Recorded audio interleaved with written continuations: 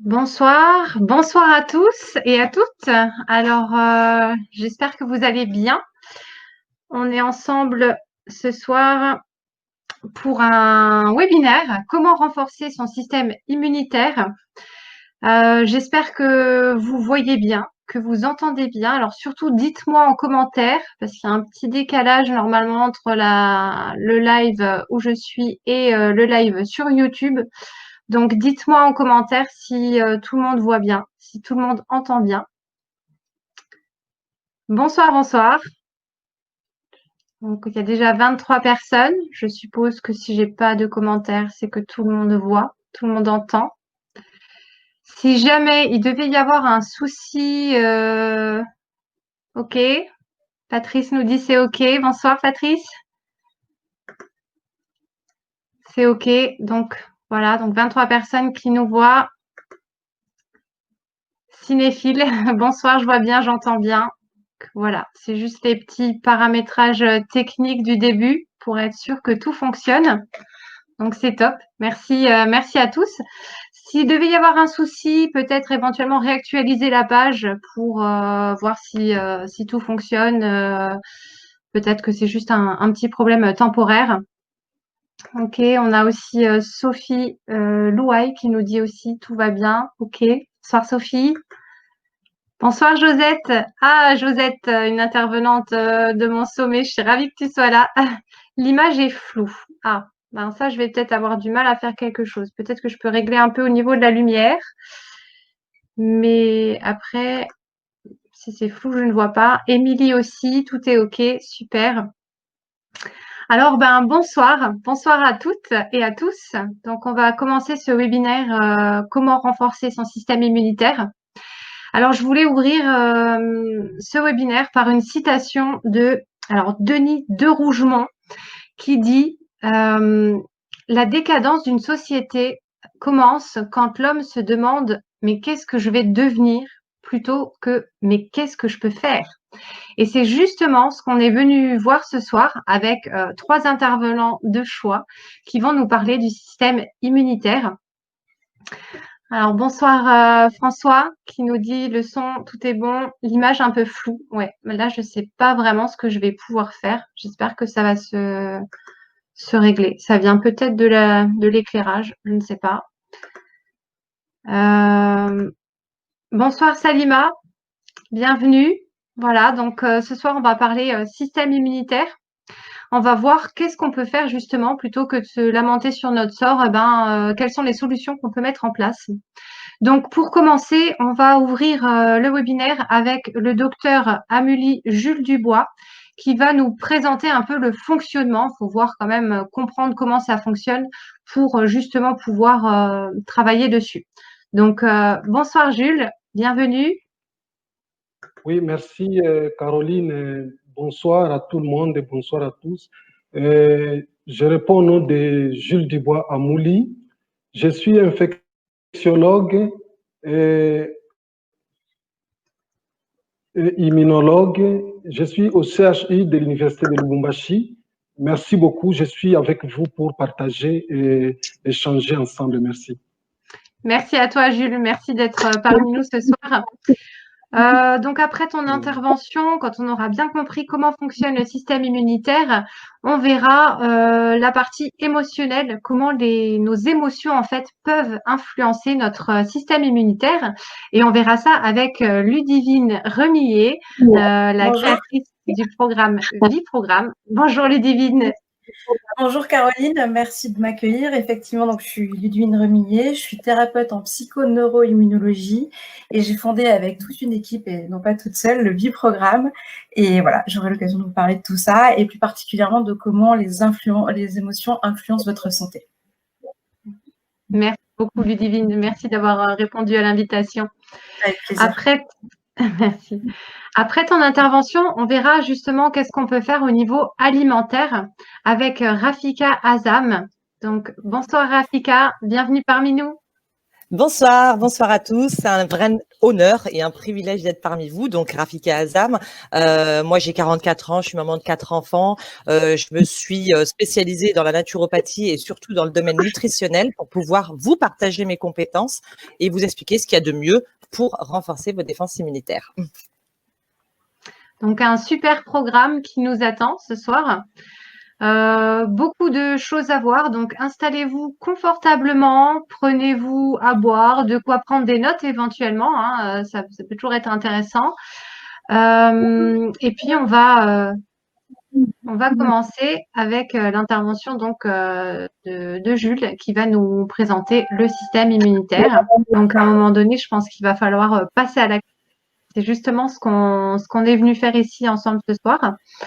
Je trouve que c'est quand même un beau message d'espoir de voir ces gens voilà qui ont c'est l'état d'esprit. Je pense voilà, donc je rebondis sur la présentation de Ludivine, l'état d'esprit vraiment collectif qui a eu de refuser ça et c'est là qu'on va voir vraiment le pouvoir de nos émotions sur notre santé.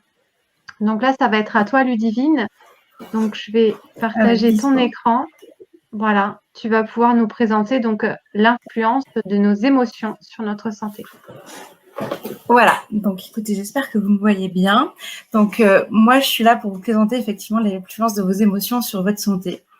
Donc avant ça, je vais vous faire parler d'un petit sommaire. Donc qui suis-je et qui sommes-nous? Est-ce que vos émotions peuvent vraiment influencer votre santé? Je vais essayer de répondre à cette question. Est-ce qu'on peut utiliser ces émotions comme outil de prévention? Et enfin, on va voir comment on peut agir concrètement et au quotidien. Alors d'abord, qui suis-je? Donc je suis Ludivine Rémillet. Je suis diplômée en neuropsycho-immunologie et je suis également la fondatrice du VIProgramme. Alors, je ne suis pas toute seule pour avoir fondé ce VIProgramme. J'ai travaillé avec une équipe de spécialistes, notamment Yann Rougier, dont je vous parlerai tout à l'heure, qui est un médecin, Flore Schneider, qui est une psychologue et qui est spécialisée en TCC. Alors, les TCC, qu'est-ce que c'est? C'est les thérapies cognitives et comportementales. C'est-à-dire, au lieu de travailler sur vraiment la fonction freudienne avec le père, la mère, le passé, là, pour résumer, on peut dire que la TCC, c'est on a un problème et on cherche une solution. Donc, c'est des thérapies qui sont plutôt courtes et efficaces et centrées problème-solution. Je travaille également avec toute une équipe de coachs sportifs, un spécialiste en méditation, une diététicienne qu'on voit là, une seconde qu'on voit pas là, mais qui, je crois, qui nous regarde ce soir, Lisa, ainsi qu'une autre psychologue dont je vous parlerai également tout à l'heure. Le VIProgramme, c'est quoi? Le VIProgramme, c'est un programme bien-être et santé qui lie le corps et l'esprit afin d'améliorer le bien-être physique et psychologique. Voilà, mon objectif, c'est vraiment de vous faire comprendre ce soir que vous êtes un tout. Il n'y a pas votre corps d'un côté et votre mental de l'autre. Tout interagit et au même titre que les gens interagissent entre eux, votre corps interagit avec votre cerveau. Alors, pourquoi le VIProgramme? Parce que en fait, son ambition est dans son nom. C'est la vitalité, donc avec le V, l'immunité, les émotions positives, parce qu'on va voir que en fait, ça va favoriser le bien-être émotionnel. Et c'est un élément qui est vraiment hyper important en période de crise, puisqu'on le voit autour de nous, même des gens qui ont plutôt la patate et qui sont plutôt positifs d'habitude, sont dans une situation en ce moment qui est plutôt déroutante, avec plein de stress, évidemment lié à la maladie, à l'environnement économique, aux fêtes de Noël, voilà, à la santé de leurs enfants. Enfin, on a tous des vraies raisons de stresser en ce moment. Et donc, on va voir par contre ce que ça induit, le stress. Alors, est-ce que vraiment ça peut influencer votre santé? Je vais vous expliquer tout ça. Mais voilà, avant, il faut quand même voir que c'est pas une vue de l'esprit pour moi. Déjà à l'époque, dans l'Antiquité, de nombreux philosophes faisaient le lien entre le corps et l'esprit, mais évidemment, on n'avait pas vraiment de preuves. Et après, on a eu la sagesse populaire. Et la sagesse populaire, on a plein d'expressions qui sortent de la sagesse populaire, comme se briser le cœur, en avoir plein le dos, avoir la gorge nouée. On a tous vraiment des expressions qu'on a déjà ressenties physiquement. Je pense que ça vous est arrivé déjà d'avoir la gorge nouée ou d'avoir une boule dans la gorge. J'ai vraiment le sentiment quand vous avez effectivement mis une boule dans la gorge, vous avez avalé une balle de tennis. Voilà, c'est vraiment... ou la rate ou courbouillon, par exemple, c'est une expression que j'aime beaucoup parce que l'image est hyper vraie de la rate qui vraiment qui part en courbouillon et on est en train d'être complètement panique. Voilà. Et la troisième étape, en fait, c'est l'intérêt de la communauté scientifique. Alors, la communauté scientifique, on peut dire qu'il y a eu au sein même de cette communauté 2 étapes. Il y a eu de la recherche empirique parce qu'à l'époque, l'IRMF qui nous a beaucoup aidé justement au niveau des neurosciences et qui a permis de vraiment faire voir comment les émotions interagissaient avec le corps n'existait pas. Donc en fait, il y a des gens qui ont fait de l'observation tout simplement, notamment Carl Simonton, qui a été un médecin oncologue et qui en fait s'est posé une question qui comprenait pas en fait. D'un côté, il y avait des patients pour lesquels les pronostics vitaux étaient engagés, donc qui étaient quand même plutôt, on va dire mal barrés, et ceux-là des fois guérissaient, alors que d'autres où ils se disaient bon, c'est une affaire d'un mois et je le remets sur pied en un mois avec une petite chimio, ça va le faire, et dans un mois il est chez lui, et ceux-là des fois malheureusement décédés.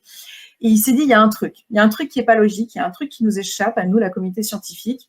Donc, il a commencé à étudier tous les comportements de tous les patients, et notamment, évidemment, de ceux qui allaient vers la rémission pour comprendre ce qui les différenciait des autres. Et ça a été vraiment le fondateur de cette première médecine corps-esprit, on va dire. Ensuite, il y a eu Bernie Siegel, qui est un chirurgien pédiatrique américain et qui a fait une expérience dont je vous parlerai tout à l'heure parce que je la trouve assez intéressante.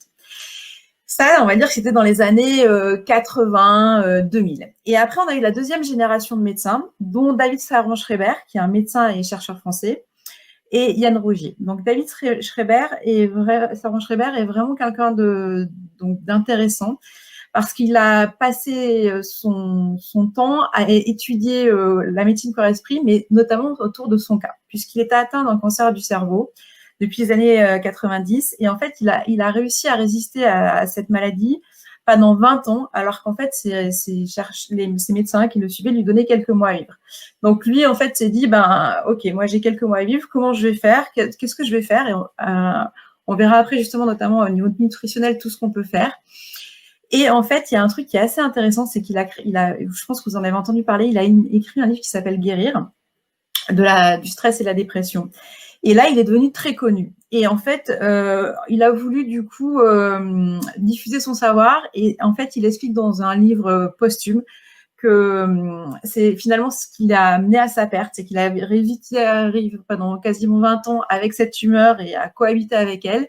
Mais le stress, même positif, généré par sa notoriété, par ses conférences à travers le monde, a fait qu'en fait, il a plus réussi à résister parce que justement, il était fatigué, il était stressé.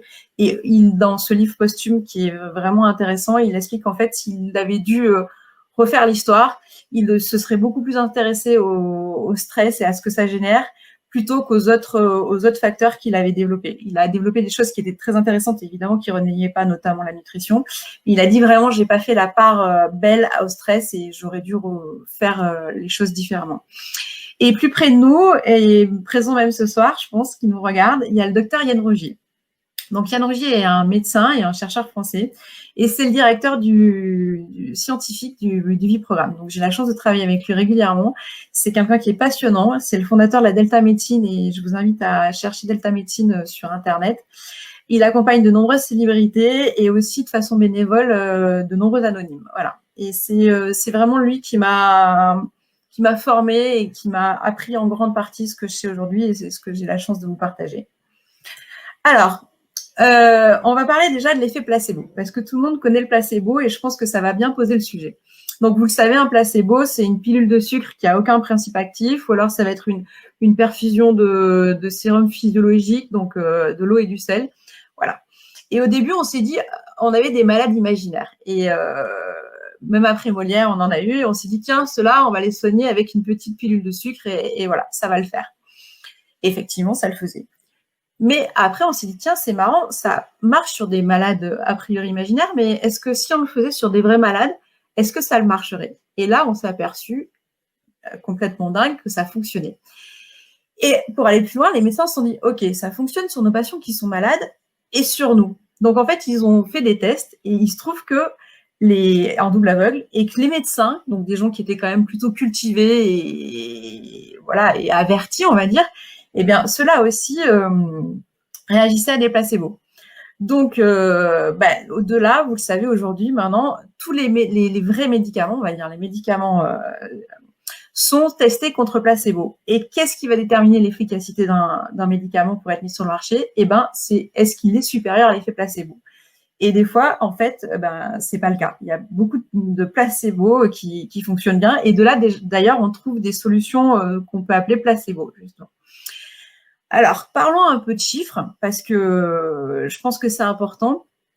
Il faut savoir qu'un placebo peut guérir dans 25% des cas totalement. C'est-à-dire qu'il arrive à guérir des maladies de A à Z totalement.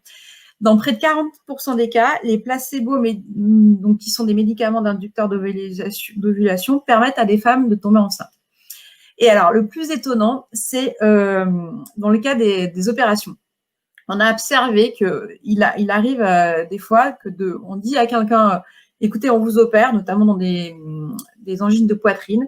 En fait, on les opère vraiment et dans d'autres cas, on ouvre juste et on referme. Et il se trouve que des fois, les effets sont supérieurs parce qu'en fait, il n'y a pas eu toute la chirurgie interne et voilà.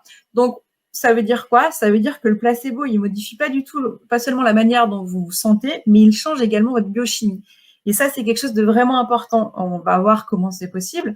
C'est-à-dire qu'il ne faut pas se dire, on dit c'est dans la tête. Ben oui, c'est dans la tête. Mais comme je vous l'ai expliqué, la tête et le corps communiquent constamment. Et donc, c'est dans la tête, mais du coup, c'est aussi dans le corps. Et c'est dans le corps, donc c'est dans la tête. Et alors, à l'inverse de l'effet placebo, il y a peut-être quelque chose que vous connaissez déjà, qui s'appelle l'effet nocebo. L'effet nocebo, ça vient du latin « je nuirai ». Et alors, il se passe quoi dans l'effet nocebo? L'effet nocebo, c'est tout l'inverse. C'est-à-dire que votre mental a le pouvoir de vous rendre malade. Et là, ça paraît complètement fou. Parce que même moi, quand j'ai découvert l'effet nocebo, qui est quelque chose de beaucoup moins connu, je me suis intéressée, j'ai regardé des études et j'allais de découverte en découverte. Et notamment, je vous ai parlé de Bernie Siegel tout à l'heure. Bernie Siegel a fait une expérience sur des personnes qui étaient atteintes de cancer.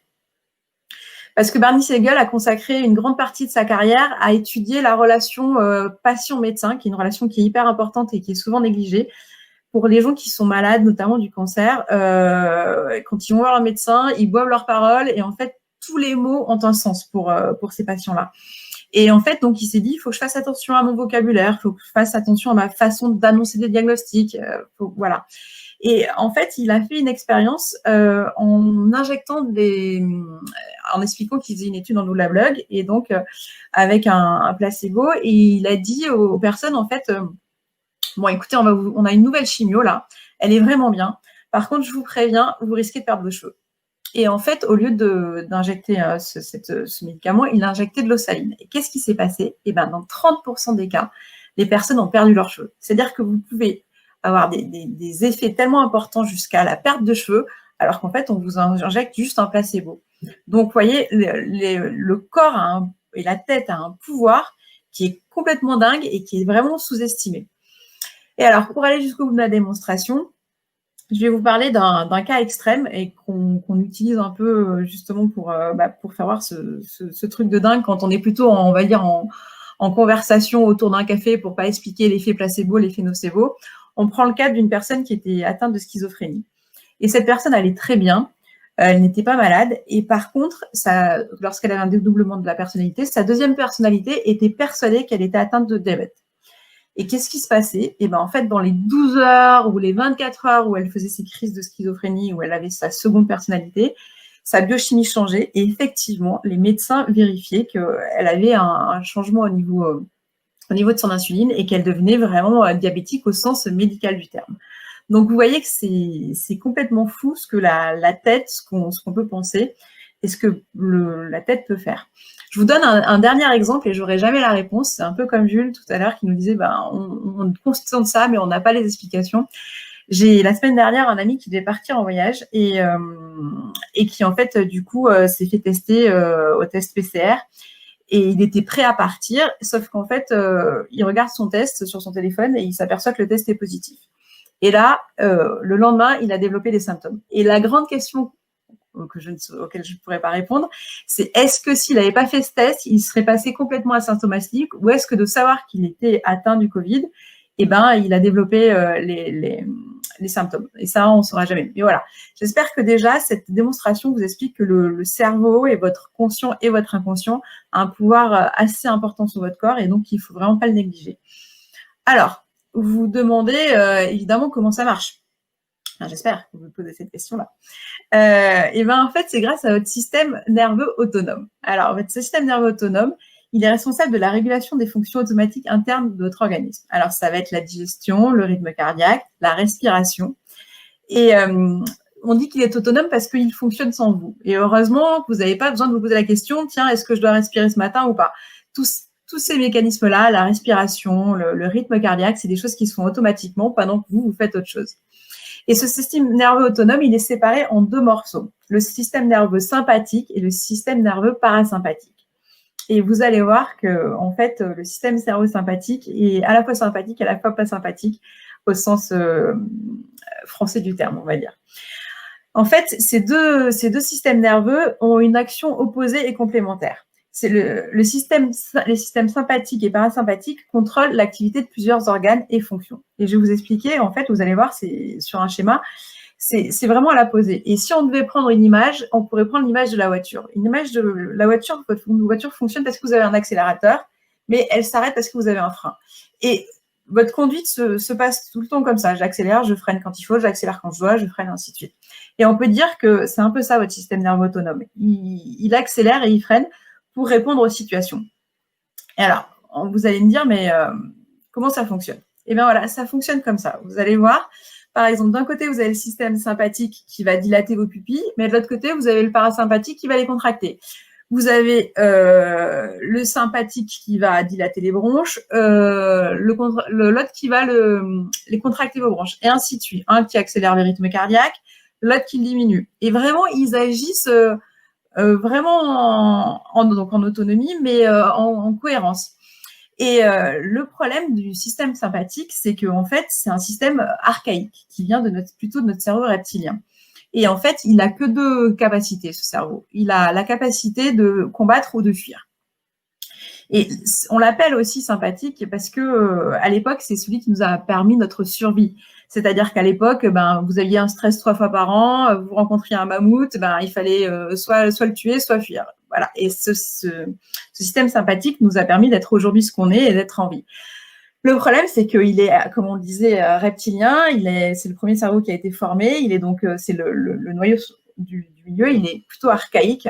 Et en fait, on va dire que c'est un peu du on-off pour lui. Et il n'arrive pas à distinguer le fait de il faut que je combatte ou je fuis avec le fait oula, je suis en train de me faire engueuler par mon patron et il vaut mieux que je me taise parce que sinon je vais pas aller ni lui mettre un pain ni quitter mon bureau. Donc du coup, c'est un peu l'idée de lui, il est basique, on va dire. Donc il a eu l'avantage de nous servir à l'époque, mais aujourd'hui, on a hérité de ce système qui nous permet de pas se faire écraser quand on voit une voiture parce qu'automatiquement, hop, on va pas réfléchir, on va reculer.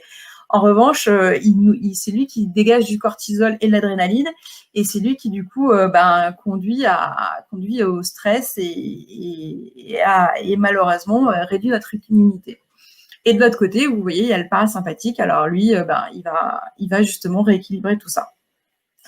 Ce qui est important de savoir, c'est que 5 minutes de stress, c'est 5 heures d'arrêt de votre système immunitaire. Pourquoi ? Parce que, en fait, le stress, on l'a vu, ça va augmenter votre rythme cardiaque, ça va arrêter votre digestion. Ça, c'est super important, notamment, on cherche d'où vient le lien entre la prise de poids et le stress. C'est un des sujets. C'est-à-dire que, le système sympathique, lui, il n'a pas besoin de digérer. Il a besoin d'avoir du sang dans les mains. Donc, il injecte du sang dans les mains, il vous injecte du sang dans le cerveau et dans les jambes pour que vous puissiez courir ou que vous puissiez vous battre. Il se dit, moi, digérer, j'en ai pas besoin là. Donc voilà, c'est ce qui fait que notamment ça arrête votre digestion. Et on l'a vu avant, le système digestif communique constamment par le biais du nerf vague avec le cerveau. Et du coup, le système immunitaire est mis à mal. Donc en fait, tout ce qui est émotions négatives, stress, peur et colère, et c'est-à-dire tout ce qu'on rencontre quand même beaucoup en ce moment, parce que clairement, on est tous un peu apeurés, on est tous stressés par la situation, par ces masques que certains enfants supportent pas, que moi, j'ai jamais vu autant de gens se déchirer autour du sujet du masque dans les trains, dans les lieux publics, de nombreux sujets. Et c'est vrai que les gens, on le sent, sont super stressés. Je le sens aussi beaucoup avec mes patients. On voit. Et puis, il y a aussi beaucoup de colère par rapport à malheureusement les gens qui ont des décès autour d'eux, voilà. Et tout ça, ça fait une activation de votre système nerveux sympathique, on l'a vu. Et qu'est-ce qui se passe ? Et ben, quand votre système nerveux sympathique est activé, votre système immunitaire est à l'arrêt et du coup, votre corps perd sa capacité de résistance aux agressions extérieures. Et de l'autre côté, on a les émotions positives, la joie, la sérénité, l'amour, par exemple. Alors, sachant que la joie et l'amour, c'est plutôt une émotion, la sérénité, c'est plutôt un état, mais c'est pour vous donner on va dire, une image globale du sujet. Et là, quand vous êtes dans cette configuration-là, il y a une activation de votre système nerveux parasympathique. Et c'est lui qu'on aime bien ce soir, c'est lui qu'il faut qu'on booste et c'est lui qui va vous aider à aller mieux, à vous défendre mieux et si possible à éviter d'attraper la Covid-19. Mais aussi tout ce qui passe à côté, les rhumes, les gastro, tous les virus qui nous infectent. Donc, ça va évidemment booster votre système immunitaire. Et là, votre corps va avoir le champ libre pour s'auto-guérir. Et c'est notamment aussi des méthodes qu'on utilise dans l'accompagnement des gens qui ont des cancers. Et je sais que j'ai 2-3 patients qui sont là ce soir et qui nous regardent. Voilà, c'est comme ça qu'on travaille. On travaille à comment on va développer les émotions positives et les émotions saines, on va en parler après, pour les aider à s'auto-guérir. Alors, comment agir concrètement? Moi, je vais vous proposer 3 actions complémentaires. Je vais vous proposer d'agir sur votre corps, d'agir sur vos pensées conscientes et d'agir également sur vos pensées inconscientes. Alors, sur votre corps, je vous propose de l'activité physique. Ça, c'est quelque chose qui est vraiment important et moi, aujourd'hui, j'étais pas du tout sportive avant, le fait de m'intéresser au système immunitaire, à tout ce qui est la médecine intégrative, j'ai compris l'importance de l'activité physique. Et donc, du coup, dans le Viprogramme, j'ai effectivement développé un gros module sur l'activité physique. Un point qui est primordial, c'est vraiment la respiration. Et d'ailleurs, si ça vous intéresse, je vous offrirai un fichier, on en parlera tout à l'heure, un bonus d'une technique de respiration qui s'appelle la respiration et qui va vous permettre de vous apaiser en 5 minutes, n'importe où, n'importe quand. Voilà, c'est simple, mais ça fonctionne et voilà. Après, il y a une autre technique qui est la méditation de pleine conscience. Alors, c'est vraiment un sujet qui fonctionne très bien. Et maintenant, on a vraiment des études scientifiques, notamment, je vous parlais des IRMF. Donc, les IRMF, c'est les IRM fonctionnels.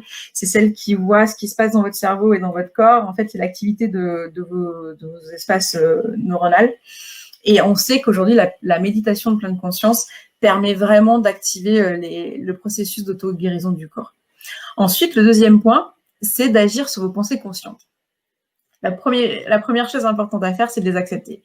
Il ne faut pas fuir ses pensées. Il faut les accepter et il faut faire avec. Vous avez peur et même des fois, vous avez des pensées que vous aimeriez pas avoir, mais c'est comme ça vous avez. Et vraiment, il faut les accepter grâce à la méditation notamment. Voilà. La deuxième chose, c'est de les exprimer de façon assertive. Et vous voyez, je vous ai mis le petit schéma à côté avec une personne qui vous dit non mais moi je vois un 6 et l'autre qui vous dit bah non je vois un 9. Et elles ont toutes les deux raison. Vu de leur point de vue, elles ont raison, mais elles ne voient pas les choses de la même façon.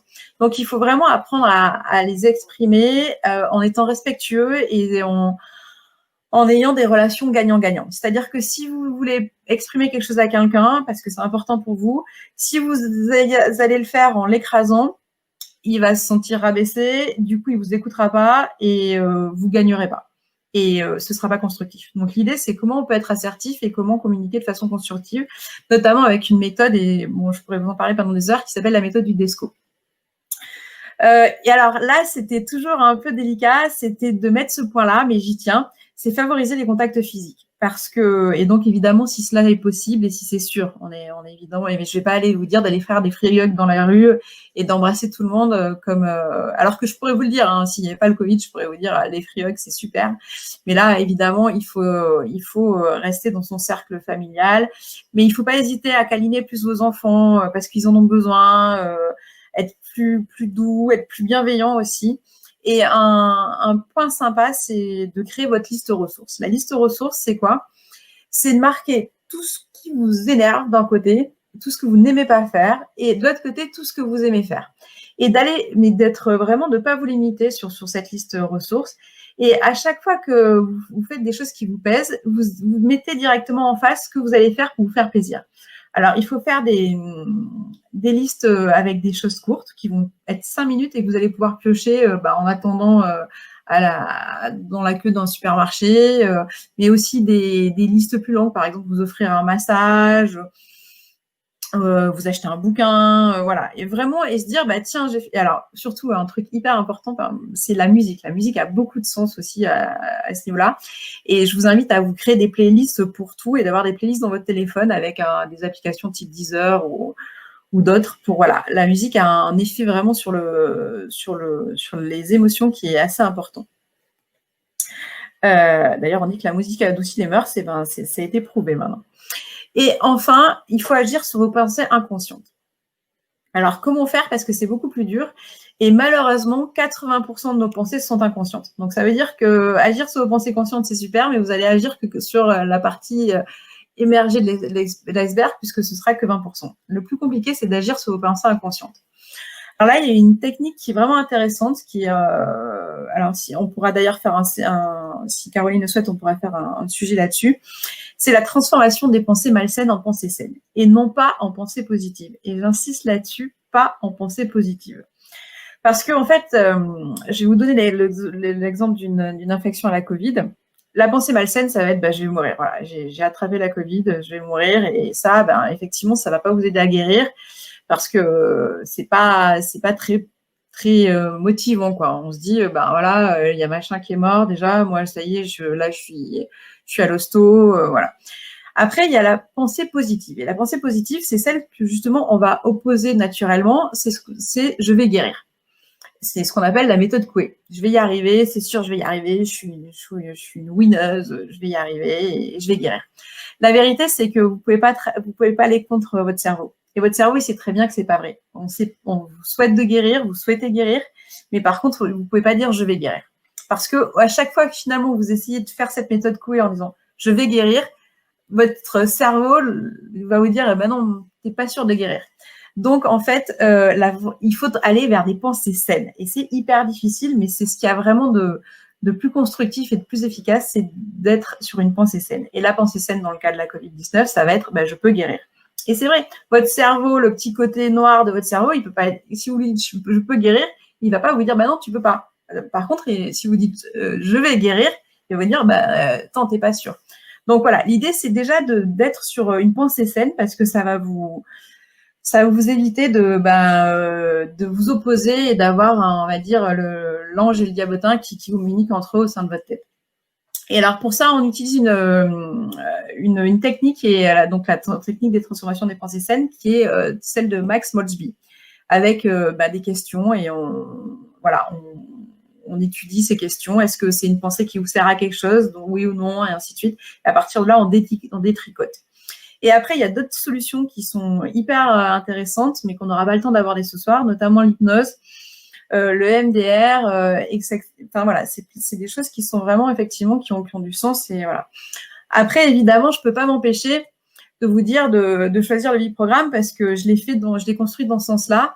Et c'est vrai que c'est un programme qui est hyper complet, puisque vous allez retrouver des sessions sur l'alimentation, de l'activité physique, parce qu'on a vu que c'était important, de la relaxation, de la diététique, parce qu'on va en parler après, et c'est vraiment une des outils clés pour votre système immunitaire, c'est la nutrition. Des outils bien-être, et voilà, des tests pour mesurer ses progrès. Et ce qui est important de dire aussi, c'est que on distribue de plus en plus ce programme dans les entreprises. On a la chance quelque part, c'est un peu comme le système sympathique et parasympathique, il y a un côté négatif qui fait qu'on a ce Covid et que c'est compliqué, mais à l'inverse, on a la chance de voir que des chefs d'entreprise comprennent que finalement, le capital financier, c'est pas le plus important dans une société, et que le capital humain est hyper important, parce que sans salariés, la société peut pas fonctionner. Donc, on a pas mal de sociétés qui investissent maintenant sur leurs salariés, et notamment sur la santé de leurs salariés. Et ça, c'est une chose finalement très positive de cette pandémie, de voir que l'humain doit être au centre de l'organisation. Voilà. Alors, je vous ai préparé un code de réduction si ça vous intéresse. Surtout, vous n'hésitez pas à me poser des questions. Vous avez mon adresse mail qui s'affiche là. Et également, je vous ai parlé d'un bonus tout à l'heure. Si vous souhaitez, je peux vous envoyer un fichier audio qui est la vie respiration, et qui en fait va vous permettre, c'est un mélange de cohérence cardiaque et de sophrologie, que vous allez pouvoir du coup charger sur votre téléphone, et qui va vous permettre en 5 minutes redescendre votre rythme cardiaque et d'activer du coup votre système parasympathique. Voilà. Alors, je pense que si vous avez des questions, j'y répondrai avec plaisir. Et je crois qu'on le fera plutôt à la fin, après la présentation de Rafika sur l'alimentation. Oui, tout à fait. Tout à fait, Ludivine. Alors, attends, je vais sortir ton diaporama. On verra toutes les questions à la fin. Si vraiment il y en a, je suis juste en train... Pourquoi j'ai de l'écho? Je suis juste en train de mettre dans le chat ton adresse mail pour t'envoyer un mail pour avoir ce fameux exercice. Avec plaisir. Voilà. Donc, faites un mail à ludivine@viprogramme.com. Comme ça, tu pourras partager du coup cet exercice avec ceux qui le souhaitent pour aller plus loin.